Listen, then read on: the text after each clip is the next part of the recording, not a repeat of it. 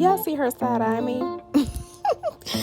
So she asked for a very natural look. She does not wear makeup often, so we're just going to do something very soft and natural.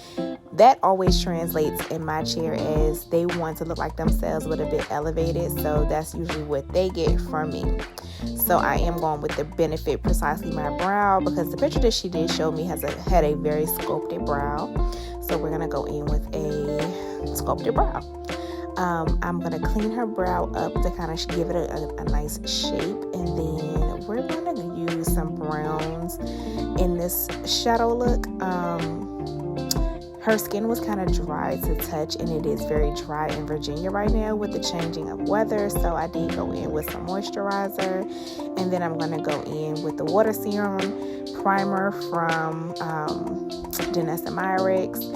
And after that is on, I'm just going to let that kind of absorb and soak into the skin, so that when I'm ready to do her complexion, everything is ready to go. So I am going in with a transitional color, like maybe a soft brown, I would say. And I also am using, these colors came from the Danessa Myricks, one of her palettes. I'll tag it below. And then I'm going in with a deeper brown color in the outer V, because I want to build a bit of dimension. Because again, she's wearing browns in the outfit that she is wearing to her event, I did want to just kind of tie some browns in so that everything would look cohesive when it was time for her to go do her photo shoot. So we are doing some browns, maybe some gold. You'll see that later in the video. And we're just kind of building that up.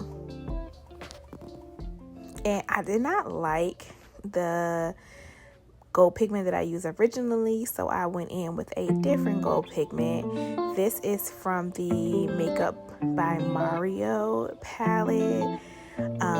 I will tag all of that below because I cannot remember the name. So I went back in with a bit more of that, and I was satisfied at this point, so we did move on. And y'all, my camera actually, not my camera, my phone, the storage actually was full, so I did not get this whole look, and I'm so mad about it. But as you can see, I am underpainting. Underpainting is a technique where you are going to do like your concealer and your bronzer, and then you'll put in your foundation as needed. So I did go in with her bronzer just to kind of bronze her face up, because she is a bit lighter, and we're using browns, and we wanted to kind of play into that bronzy look.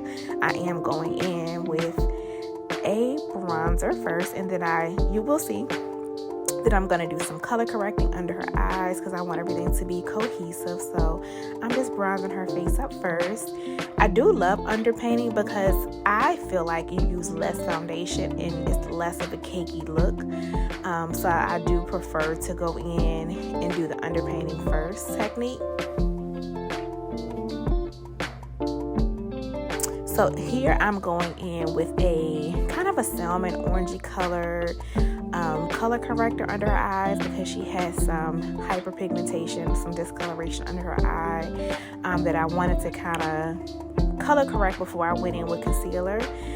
So you'll see me doing that, and then you'll see the concealer is added. Again, my camera lost space, or didn't have a lot of space, so a couple of these clips are going to be kind of rushed together, but this is a concealer on top, and you can see how it just completely covered up that darkness under the eye, which we love that for her.